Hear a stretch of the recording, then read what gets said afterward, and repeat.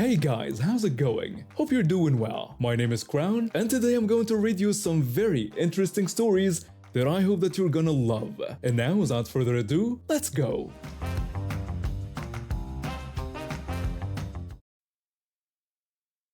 When I moved to a new city for work back in 2011, I was eager to start my career in graphic design. I needed a reliable internet connection for my job, so I signed up with the only provider available in my area. At first, things were okay. The internet worked most of the time and I could manage my work. But as months went by, the service got worse. There were random outages, sometimes lasting for days. No warnings, no explanations. Just nothing. I tried to be patient. I called their customer service, waited on hold for hours, and got empty promises. They'd say they'd look into it, or that it'd be fixed soon. But nothing ever changed. By 2012, I was at my wit's end. My job was suffering. I had to go to coffee shops just to meet deadlines. The last straw came when there was no internet for over 2 weeks straight. 2 weeks? Can you imagine? I called them again, my patience wearing thin. I explained to the customer service rep that I'd been without internet for 2 weeks and that it was unacceptable. They apologized and offered to send a technician to check it out. When I asked when, they said they'd schedule someone to come by next week. I told them I'd already been without internet for 2 weeks, and they just repeated that it was the earliest they could manage. Spoiler alert, no one ever came. Fed up, I went to their branch office. After hours of waiting and arguing, one of the higher-ups finally decided to do his job. As an apology, they said they'd only charge me for the days I actually had internet. How generous of them, right? It took 3 more days for my internet to work again. The bill arrived, and it was higher than it should have been. I walked back to the branch office the same day, ready to sort this out once and for all. Before I could even open my mouth, the employee at the counter dropped a bomb on me. They told me that I'd have to pay a penalty since I'd be late in paying. That was it. I lost it. I told them I was there to dispute the bill, not pay it. They just kept repeating that it was their policy. When I asked about their policy of providing the service I was paying for, they had no answer. They wouldn't explain anything. Just kept repeating their policy like robots. That's when I made my decision. I told them I was done and wanted to cancel my service right then and there. What followed was 5 hours of pure bureaucratic hell. They tried everything to make me stay. Discounts, promises, even guilt-tripping. But I stood my ground. Finally, they told me I had to call one of their reps to give my reasons for canceling. The phones were by the entrance, in full view of the waiting room. An assistant watched me like I was some kind of criminal. After 10 minutes on hold, someone finally answered. They asked me to list my reasons for canceling. I told them I'd be happy to, and then I let loose. Every outage, every broken promise, every frustration of the past year came pouring out. I didn't hold back. The whole waiting room could hear me, and I didn't care. I told them about how they had the audacity to charge me a late fee when I was there to dispute a bill for service I never received. People in the waiting room started to shift uncomfortably. Some even got up and left. The assistant looked like she wanted to melt into the floor. When I finished, one of the managers had the nerve to try and guilt-trip me. They said they didn't think it was necessary for me to air their dirty laundry like that in front of other customers. I replied that if they didn't want their dirty laundry aired, maybe they should have washed it. In the end, I had to pay the bill and the penalty, but it was worth it to be free of them. They couldn't get me out of there fast enough after that. I found a better provider the next day, but I wasn't done yet. I went on Facebook and shared my experience, holding nothing back. The post blew up. Hundreds of comments from people sharing similar horror stories poured in. A week later, I got a call from the regional director of the company, practically begging me to take down the post. They offered me 6 months of free service if I'd come back. I declined, telling them I'd rather pay for a service that actually works. Last I heard, they lost a significant chunk of customers in our area. Sometimes, you've got to make a scene to make a change. And let me tell you, it felt good to be the one who started it. First, a bit about me. I lost my left arm in an accident 5 years ago. It was tough adjusting, but I didn't let it stop me from living my life. I worked hard in physical therapy, learned to do everything with one arm, and even got promoted at work. My job involves surprise inspections of restaurants to ensure they're following health and safety regulations. So there I was, heading to this place downtown that had been flagged for a few minor violations in the past. Nothing major, but enough to warrant a follow-up. I decided to go incognito, to see how they treat regular customers. I walked in and immediately felt the waitress's eyes on me. She looked me up and down, lingering on my empty left sleeve. I smiled, trying to break the ice. I greeted the waitress and asked for a table for one. She hesitated before agreeing and telling me to follow her. She led me to a table in the far corner, practically hidden behind a large plant. I sat down and she just stood there, not saying a word or offering a menu. I politely requested a menu. The waitress stammered that she'd be right back. She scurried off, leaving me sitting there feeling pretty uncomfortable. A few minutes passed, and still no menu. I was about to get up and ask again when this woman in a crisp suit came marching over. She had that look, the one that screams, "I'm in charge, and I'm not happy." The woman asked if there was a problem. I explained that I had been waiting for a menu for quite a while. She questioned why I would need a menu, which took me aback. I responded, stating the obvious reason people come to restaurants, to order food. The woman then told me that this was a high-class establishment with certain standards. Confused, I asked her to clarify what she was implying. She bluntly told me that they don't typically serve people like me there, as it makes other customers uncomfortable. I asked if she meant people with disabilities. The woman tried to deflect, saying I was disrupting their atmosphere, and asked me to leave. At this point, I was fuming but decided to play it cool a bit longer. I clarified with her, asking if she was refusing to serve me because I'm an amputee. She denied, twisting her words, claiming she was protecting her business and other customers' interests. I inquired if she was the manager. She confirmed she was both the owner and manager, asserting her right to refuse service to anyone. That's when I decided to drop the act. I reached into my pocket and pulled out my health inspector badge. I introduced myself properly as a health inspector there to conduct a surprise inspection. The color drained from her face. It was almost comical. I began listing her violations, starting with the clear breach of the Americans with Disabilities Act and pointing out other issues I'd already noticed, like mold and flies. The woman protested, saying I couldn't do this. I assured her that I could and would, declaring her restaurant closed pending a full inspection and review. After that, I called in my team and we went through that place with a fine-tooth comb. Turns out that disability discrimination was just the tip of the iceberg. We found expired food, cross-contamination in the kitchen, and even evidence of pest infestations. By the end of the day, the restaurant was shut down indefinitely. When we were wrapping up, I saw the owner sitting on the curb outside, head in her hands. Part of me felt a twinge of sympathy, but then I remembered how she treated me, and likely others before me. I walked up to her, my clipboard in hand. I explained that running a restaurant isn't just about fancy decor or an atmosphere, but about treating all customers with respect and following safety laws. I expressed hope that she'd learn from this experience. She didn't respond, just kept staring at the ground. In the end, it wasn't my disability that defined that day. It was my ability to do my job and ensure that everyone, regardless of their physical condition, could safely enjoy a meal out. And if that meant taking down an entitled restaurant owner, well, that was just part of the job. After years of hard work, I finally saved up enough to buy my own place. The building seemed perfect, modern amenities, great location, and a stunning view from the 16th floor. Little did I know that my dream home would come with a nightmare of an HOA. At first, everything was fine. I settled in, set up my home office, and started enjoying my new life.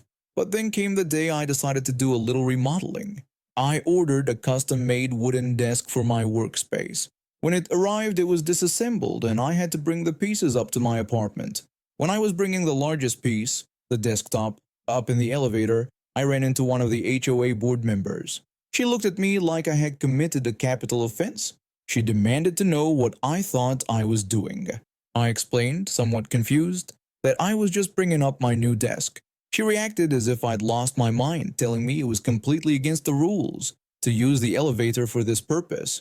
When I asked how else I was supposed to get it to my apartment on the 16th floor, she dismissively said it wasn't their problem and that I should have hired professional movers or used the service elevator. I told her I didn't even know we had a service elevator and that no one had told me about this rule. She coldly replied that ignorance was not an excuse and that I should expect to hear from them. True to her word, a few days later, I received a notice of a $1,500 fine for improper use of residential elevators and potential damage to common areas.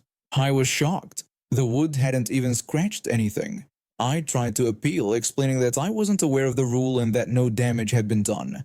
But the HOA board was ruthless. They refused to budge, citing the need to maintain order and protect property values. That's when something in me snapped. That I paid the fine because I had to, but I vowed to make them regret their pettiness. It took me a few weeks to come up with a plan. I'm no electronics expert, but I'm good with research and determined enough to learn new skills. I ordered some small electronic components online and got to work. What I created were tiny sound emitters, simple devices that would emit a loud, consistent beep 25 seconds after detecting motion. The timing was crucial. It would be just long enough for the elevator to start moving, making it hard to pinpoint the source.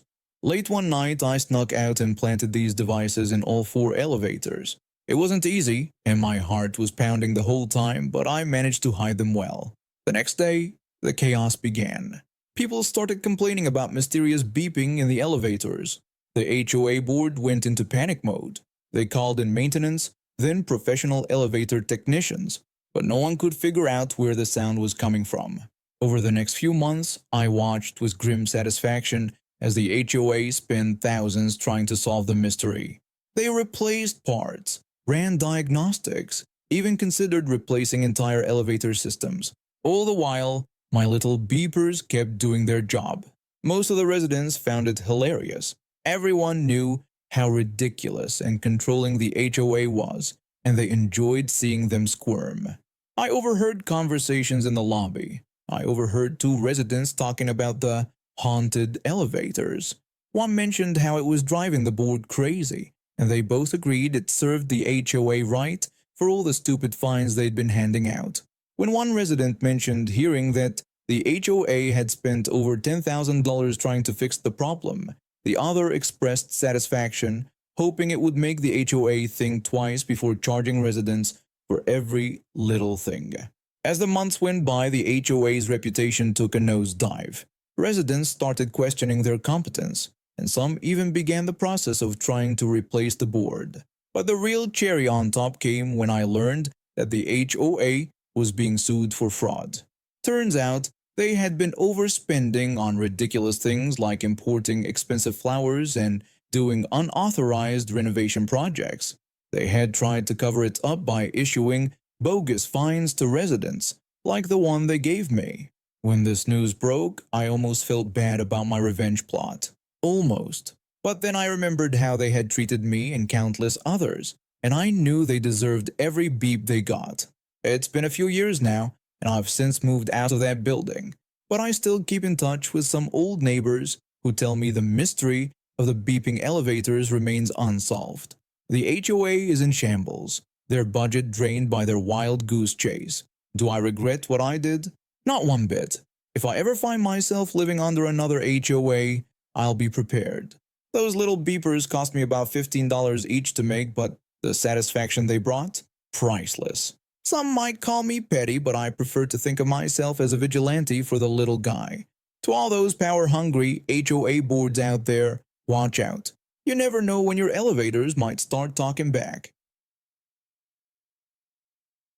Let me tell you about how I ended up teaching my lazy ex a lesson he won't soon forget. I met him at a friend's party about 2 years ago. He was charming, funny, and seemed to have his life together. We hit it off immediately, and within a few months, we decided to move in together. That's when things started to change. At first, it was little things. He'd forget to do the dishes or leave his laundry lying around. I brushed it off, thinking everyone has their quirks. But as time went on, his laziness became more apparent. He'd spend hours playing video games while I worked from home. When I asked him to help with chores, he'd always have an excuse. He'd say he was too tired, or that he'd do it later. Later never came. The real problem started when he lost his job. I understood it was a tough time and I was willing to support him while he looked for work. But instead of job hunting, he spent his days lounging around, expecting me to take care of everything. One day, I couldn't take it anymore. I confronted him about his behavior. I told him we needed to talk about his lack of effort around the house. He acted confused, claiming he did plenty. When I asked for examples, like when he last did laundry or cooked dinner, he tried to guilt me. He said he was going through a rough patch and asked if I could cut him some slack. I reminded him that I'd been cutting him slack for months and was tired of being the only one putting in any effort. To my shock, he suggested that if I was so unhappy, maybe we should break up. I was stunned at how easily he suggested ending our relationship. It was like he didn't care at all. That's when I realized I deserved better. We agreed he'd move out at the end of the month. As the days went by, he made no effort to pack. He continued his lazy routine, playing games and leaving messes for me to clean up. I was fuming, but I kept my cool. The day before he was supposed to leave, I snapped. I looked around at all his unpacked stuff and decided if he couldn't be bothered to take care of his things, why should I? I went to the bathroom and grabbed the Invisalign trays I've been paying for out of pocket. He had terrible teeth when we met, always complaining about jaw pain and headaches. I'd spent a small fortune trying to help him. Without a second thought, I tossed them in the dumpster outside. Next, I found my canker sore powder. He was always biting his cheek and getting sores, and this was the only thing that helped him. I hid it in a place he'd never think to look. Finally, I took his prescription insoles for his foot problems and cut them to pieces. If he couldn't be bothered to pack them, he clearly didn't need them. The next day he left without so much as a thank you for everything I'd done for him. Good riddance, I thought. A few days later my phone buzzed with a text from him. He asked if he could come by to pick up his Invisalign and some of that canker sore powder. I took a deep breath and replied, reminding him that I had paid for the Invisalign and told him he was welcome to dig them out of the dumpster if he wanted them so badly. I also pretended not to know what powder he was talking about. He was shocked, asking why I would throw away his things and insisting he needed them. I sarcastically pointed out that it was funny how he suddenly needed them when he couldn't be bothered to pack them himself. He tried to appeal to my sympathy, saying his jaw was killing him and he kept getting sores. I coldly told him it sounded like a personal problem and suggested that if he'd shown some appreciation while he was here, things might have been different. He protested that it wasn't fair, reminding me how much those things had helped him. I retorted that he knew how much I had helped him, but that didn't stop him from being a lazy freeloader. I told him to consider it a life lesson.